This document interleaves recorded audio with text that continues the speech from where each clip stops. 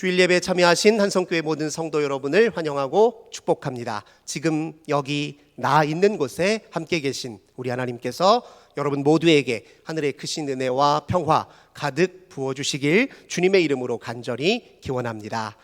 예수 생명의 치유자라는 주제로 말씀을 증거하고 있습니다. 오늘은 그 두 번째 시간으로 경계 밖으로 나오다, 이런 제목으로 함께 은혜 나누도록 하겠습니다. 우리가 가장 두려워하는 것 중에 하나는요, 우리가 속한 집단으로부터 거부당하고 소외당하는 일입니다.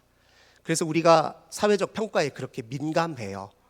그 집단에 귀속되어 그 집단 안에서 친밀한 관계를 형성하고자 하는 욕구가 우리 삶의 사실 기본 욕구입니다.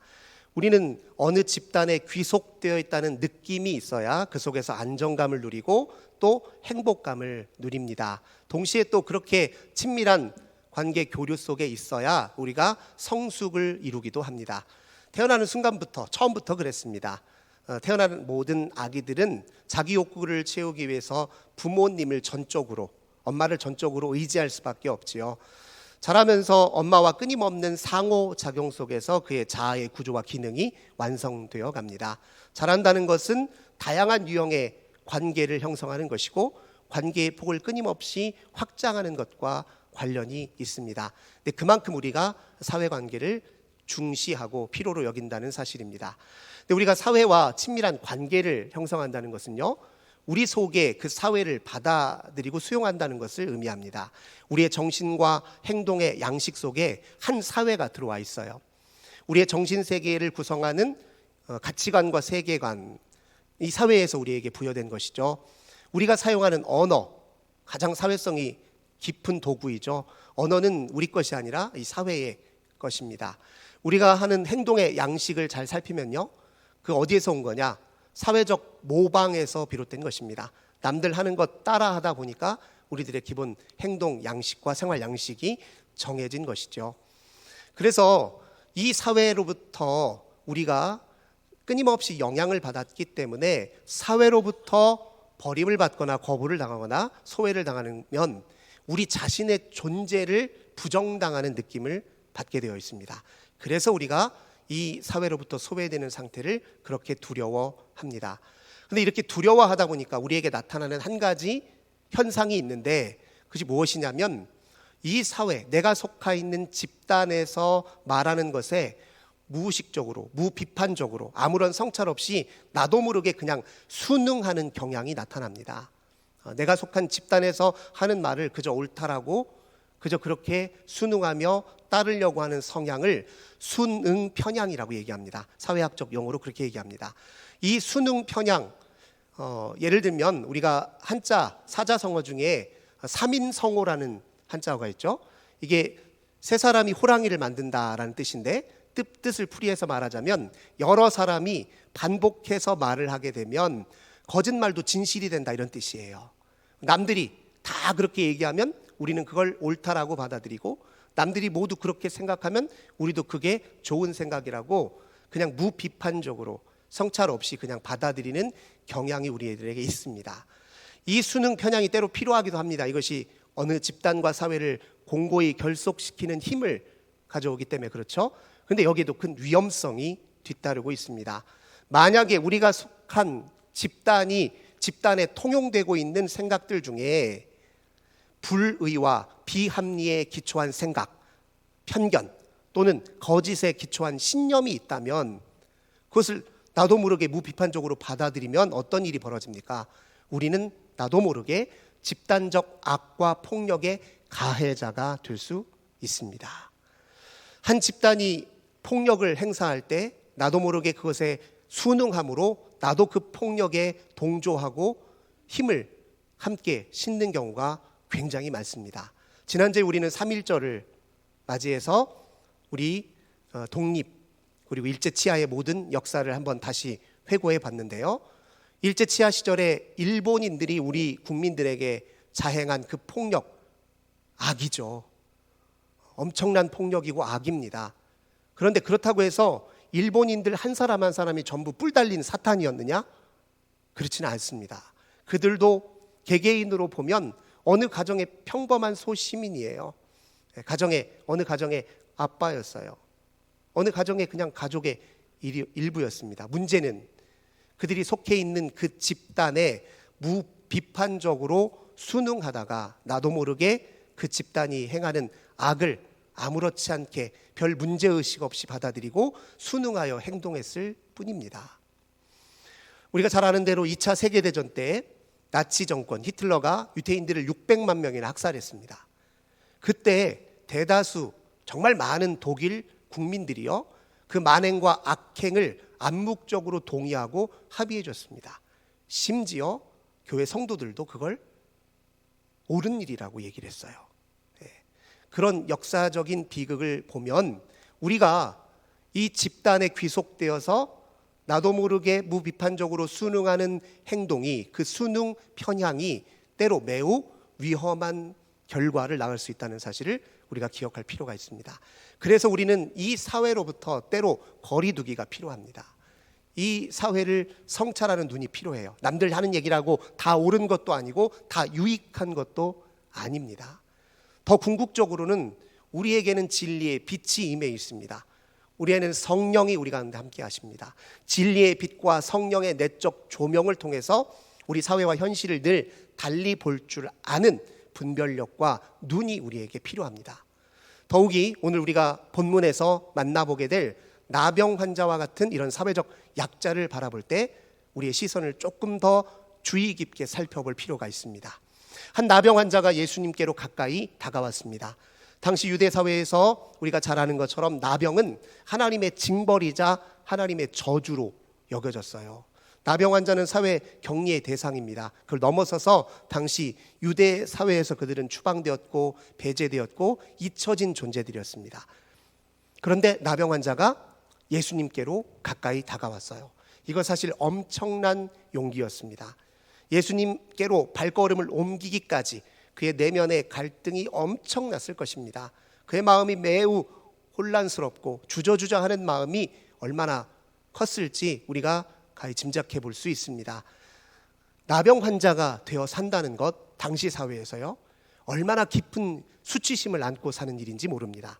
수치심이라고 하는 것은 사회적인 경멸과 조롱과 혐오의 시선이 마음속을 파고들어서 큰 아픔과 괴로움을 불러일으키고 그것이 더 깊어지고 깊어져서 결국 나조차도 나를 부끄럽게 여기고 나조차도 나를 허용할 수 없는, 받아들일 수 없는 상태가 되는 걸 우리는 수치심이라고 얘기합니다.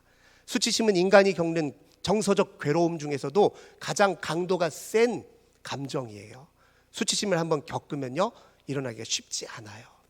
그 수치심을 안고 있는 그가 예수께로 발걸음을 옮겼다. 사실 엄청난 용기입니다. 혹시 예수님마저 나를 거부하면 그때는 희망이 아주 없는 거예요. 굉장히 두려운 마음도 그의 마음을 엄습해 왔을 것입니다. 뿐만 아니라 그가 사회 속에, 즉 사람들이 모인 곳에 발을 딛는다는 것은 온갖 혐오의 시선과 경멸의 시선을 다 받아 안는다는 걸 의미합니다. 그가 있는 곳에는 늘 혐오의 시선이 뒤따라 다녔으니까요. 그 혐오의 시선이 또 수치심을 얼마나 강화시키고 우리 수치심을 얼마나 크게 자극합니까? 힘든 일이에요. 누구 앞에 자기를 노출하는 것이. 용기를 내요. 그걸 혐오의 시선을 뚫고 왔어요. 그 중에 또 어떤 사람은요, 좀 더 못되게 구는 사람들이 틀림없이 있을 것입니다. 당신 같은 사람이 여기가 어디라고 옵니까? 이렇게 말하고 그의 걸음을 저지하려는 사람들이 분명히 있었을 거예요. 유대 사회는 나병 환자들 사이에 분명한 경계선을 그어두고 있었고 울타리로 그들을 가둬놓고 자기 경계 안으로 들어오지 못하도록 막았단 말이에요. 그 사회적 경계를 뚫고 나와야 예수님께로 올 수 있었습니다. 그러니 그는 사실 엄청난 용기를 내어 주 앞에 온 것입니다. 그 용기가 어디서 난 것일까요? 그가 남다른 멘탈을 지녔던 사람이었기 때문이었을까요? 아니면 곁에서 그를 지지하고 부추기고 예수님께 가라고 찾고 종용하는 사람이 있어서였을까요? 그렇게 보기는 어렵습니다. 그러면 용기는 어디에서 생겼을까요? 예수님께 대한 신뢰 때문에 용기가 생긴 것입니다.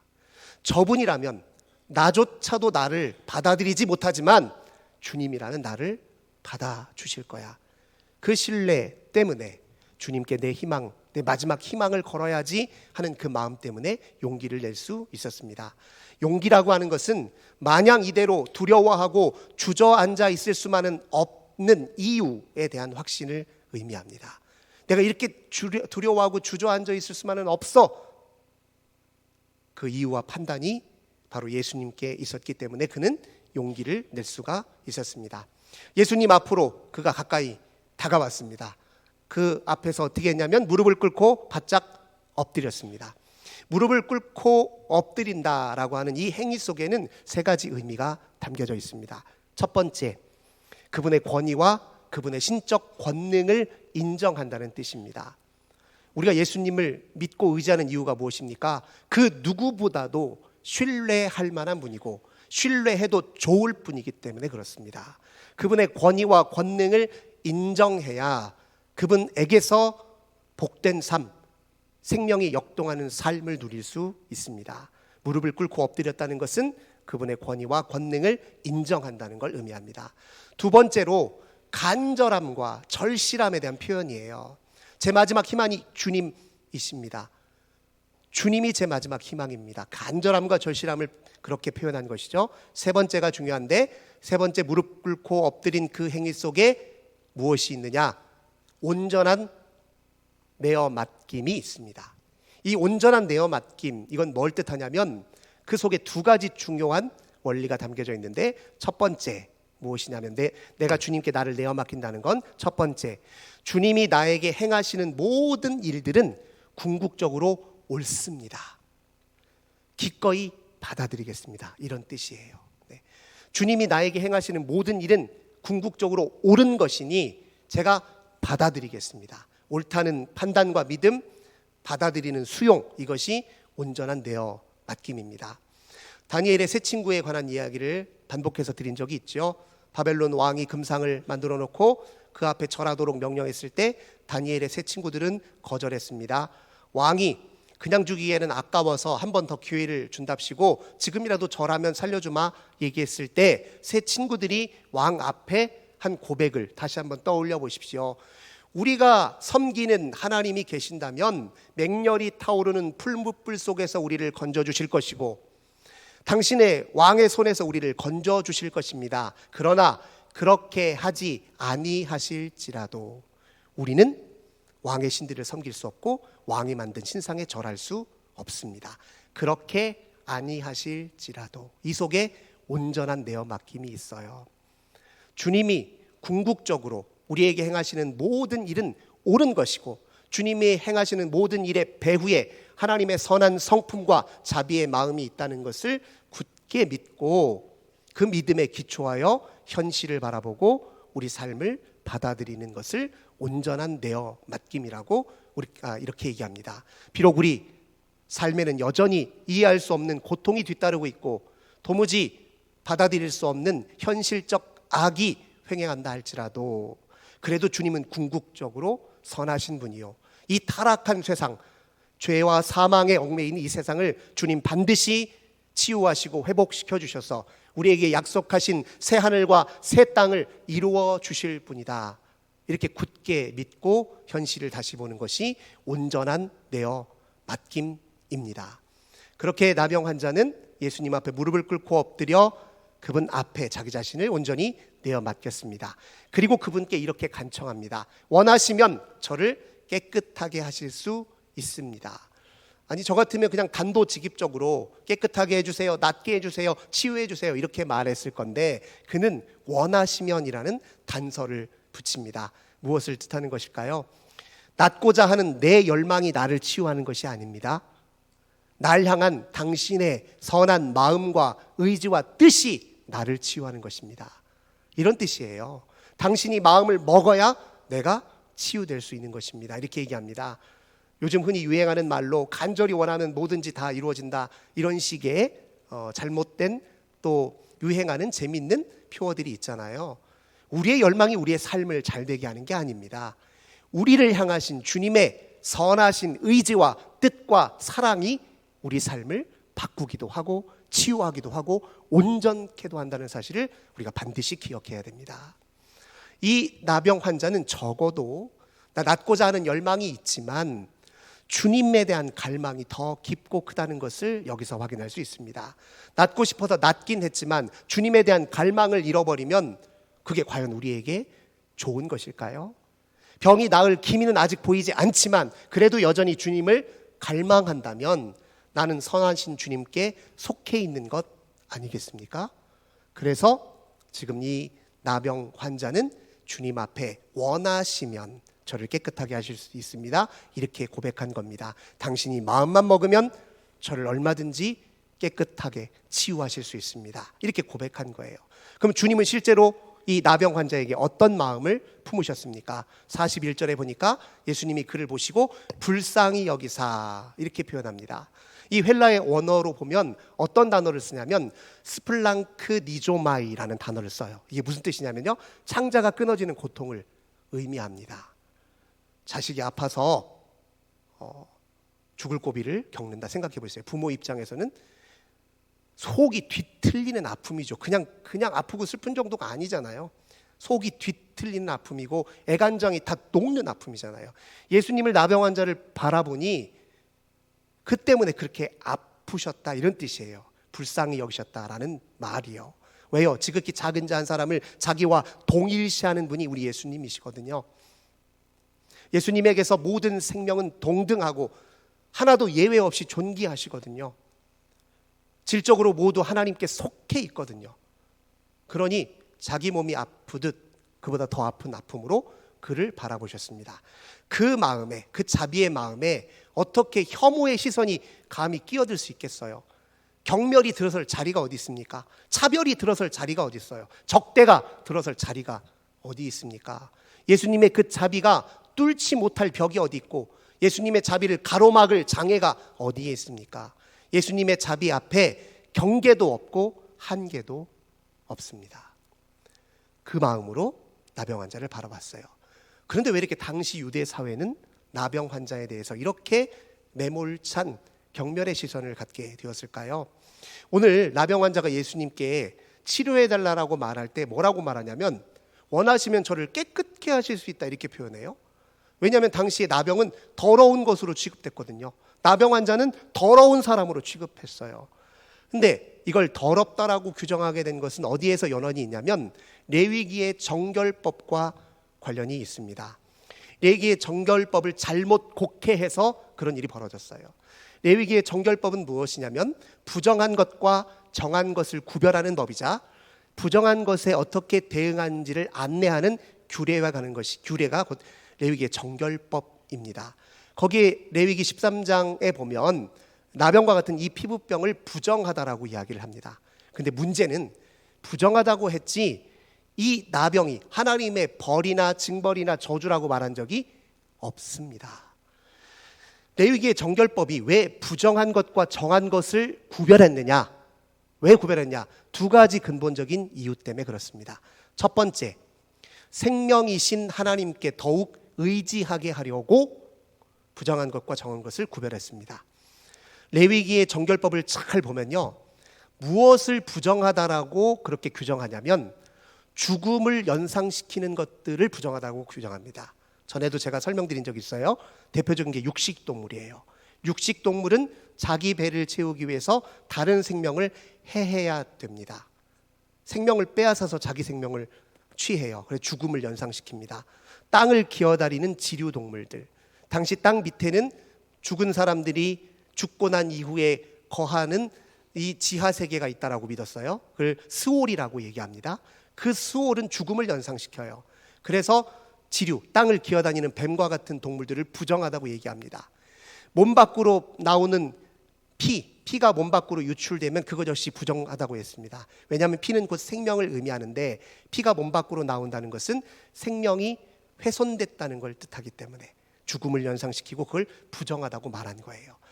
이 죽음을 연상시키는 것들을 경계함으로 생명이신 하나님 편에 더욱 굳게 서게 하기 위한 일종의 영적 교훈 장치로서 레위기의 정결법이 있었던 것입니다.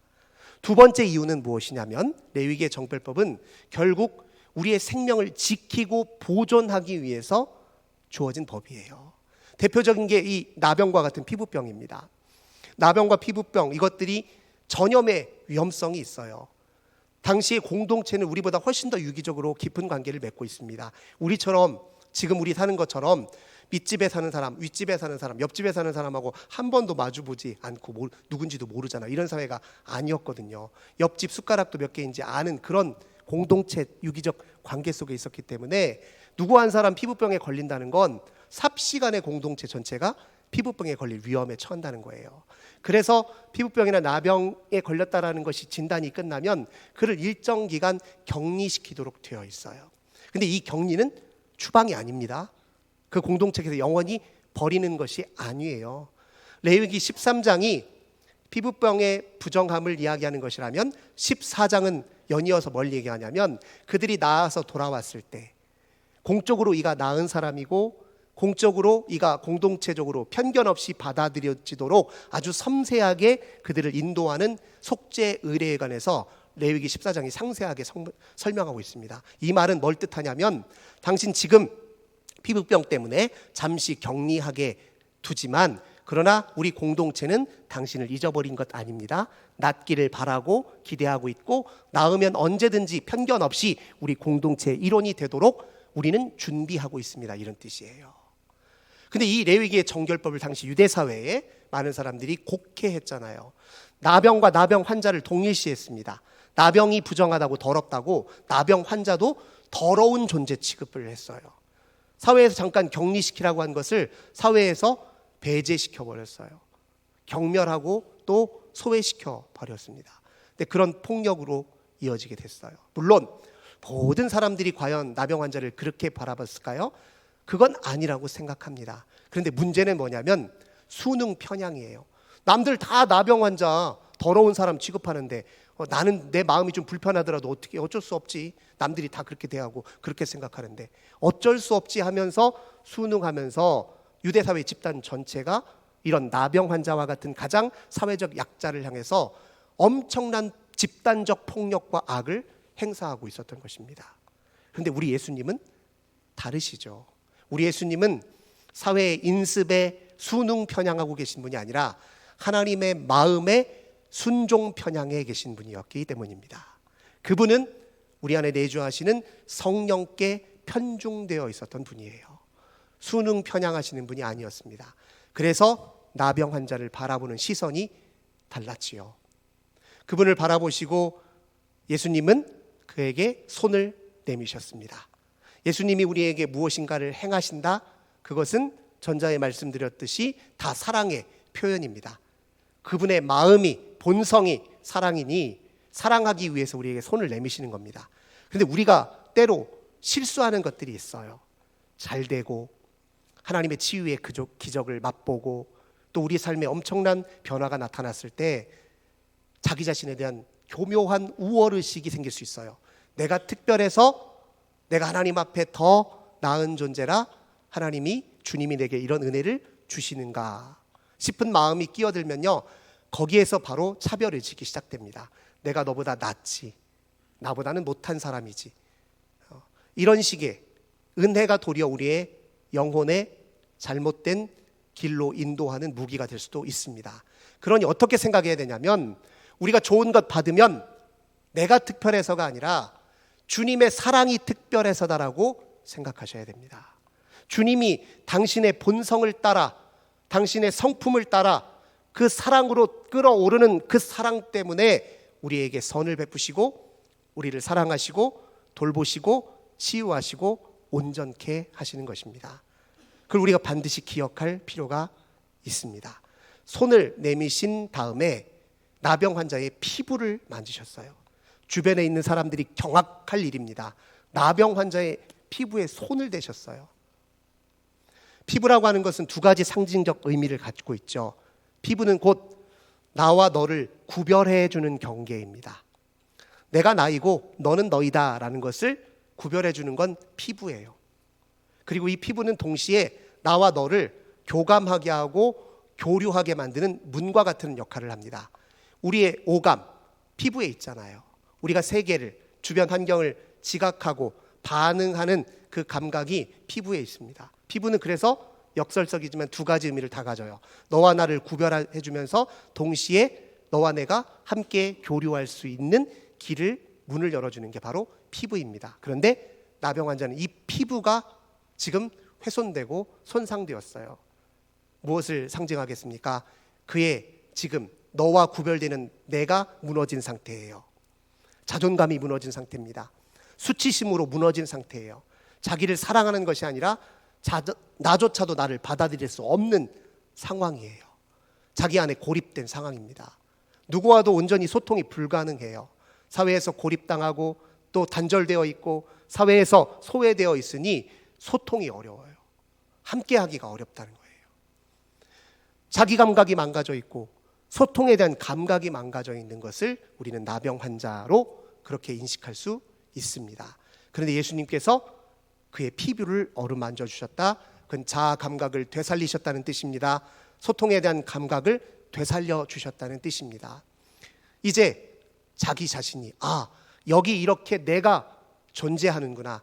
고요하고 그 무엇으로도 대체 불가능한 내가 여기 이렇게 있구나. 너와는 다른 내가 여기 있구나. 나도 너와 얼마든지 동등한 관계 속에서 서로 존재를 나누고 서로의 삶을 공유할 수 있구나. 이것을 나병 환자들에게 경험시켜 주신 것이죠. 예수님은 나병 환자의 피부를 만지면서 또 이렇게 말씀하십니다. 내가 원하노니 깨끗함을 받으라. 이렇게 말합니다. 나병 환자가 이 소리를 들었을 때 얼마나 가슴속에서 튀어오르는 벅찬 감격에 사로잡혀 있었을까요? 이 메시지 속에 무슨 사랑의 메시지가 담겨 있습니까? 나는 너 더럽다고 생각하지 않는다. 내게 너는 더러운 존재 아니다. 다만 사회에서 버림받고 스스로 네 자신을 저주하고 그렇게 고통 속에 있는 네가 너무너무 아플 뿐이다. 내 아픈 내 마음, 이 마음이 너에게 있다면, 네가 이 마음을 받아들인다면 너는 이 세상에서 더 이상 수치심과 부끄러움의 의식 속에 혐오의 시선 속에서 고통받지 않을 수 있다. 당당하게 네 자신을 드러내 보일 수 있다. 이런 메시지로 그가 받아들였을 것입니다. 그랬더니 그에게서 나병이 떠나갔습니다. 그리고 예수님이 그에게 말씀하셨는데요. 43절을 보면 예수님이 하신 말씀을 이렇게 요약할 수 있어요. 네가 치유를 받았다라고 말로 자랑하며 떠벌리지 마라. 이제 사람들 앞에 너 자신을 당당하게 보이되 거룩한 삶에 대한 헌신으로 그들에게 너 자신을 보이라. 이런 말로 요약하여 설명할 수 있습니다.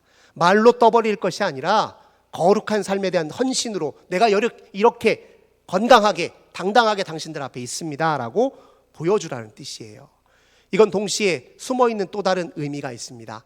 당시에 스스로 거룩한 척하고 깨끗한 척했던 유대 종교 지도자들, 제사장, 서기관, 바리새파 사람들 같은 사람들 생각해 보세요. 겉으로는 깨끗한 척 보이지만 속으로는 그의 속생각은, 그의 마음의 동기는 누구보다 더러웠습니다. 생각이 더러웠고 내뱉는 말이 더러웠고 행하는 숨은 행동의 동기가 더러웠습니다. 그러니 너는 거룩한 삶의 헌신을 통해 누가 진짜 하나님 앞에 깨끗한 존재임을 보이라는 거예요. 우리도 이 나병 환자를 통해 우리 자신을 돌아봅니다. 우리도 나병 환자의 처지에 처할 때가 있지요. 무너져 내릴 때가 있습니다. 자존감이 바닥으로 떨어지고 수치심에 괴로워할 때가 있지요. 자기를 받아들일 수 없어서 괴로울 때가 있습니다. 우리도 주님의 따뜻한 자비의 손길이 필요합니다. 우리도 주님께 우리 자신을 온전히 내어 맡길 수 있어야 됩니다. 우리도 유대 사회에 집단적 악을 행사했던 사람들처럼 굴 때가 많아요. 남들 욕할 때 잘 살펴보세요. 그가 욕먹을 짓 진짜 한 건지 물어보세요. 누군가 이 사회가 차별한다면 정말 차별해도 좋은 사람인지를 한번 다시 짚어보시기 바랍니다. 우리에게 있는 진리의 빛과 성령의 내적 조명을 따라 다시 보시자고요. 우리도 모르게 이 집단적 악과 폭력에 나도 모르게 동조하고 있는 것은 아닌지 살펴볼 필요가 있다는 거예요. 개인적으로는 굉장히 순박하고 좋은데 어느 집단에 들어가서 행하는 것만 보면 그렇게 지독하게 폭력적인 성향을 보이는 사람들이 우리 곁에 상당히 많습니다. 수능 편향 때문에 그렇습니다. 우리도 그럴 수 있습니다. 우리에게 삶의 가장 중요한 기준은 우리 주변 사람들이 뭐라고 생각하는 것이 아닙니다. 하나님이 우리에게 무엇을 말씀하시는지, 그분이 우리에게 보여주신 진리가 무엇인지, 그분이 우리 안에 성령으로 내주하셔서 우리에게 비추시고 일러주시고 지시하시는 것이 무엇인지가 우리 삶의 가장 중요한 준고요 기준이고 목표일 것입니다. 사랑하는 성도 여러분, 예수님에게서 나병이 떠나간 그 기적이 우리 삶에서도 재현되기를 원합니다. 주 앞에 겸손히 무릎 꿇고 엎드립시다. 그분의 손길을 기다립시다. 성령의 조명을 따라 우리 현실을 달리봅시다. 함께 기도하겠습니다. 좋으신 주님 감사드립니다. 나병 환자의 나병을 깨끗하게 하신 주님께서 오늘 우리들의 삶도 우리의 존재도 깨끗하게 하옵소서. 주 예수님의 이름으로 간절히 기도드립니다. 아멘.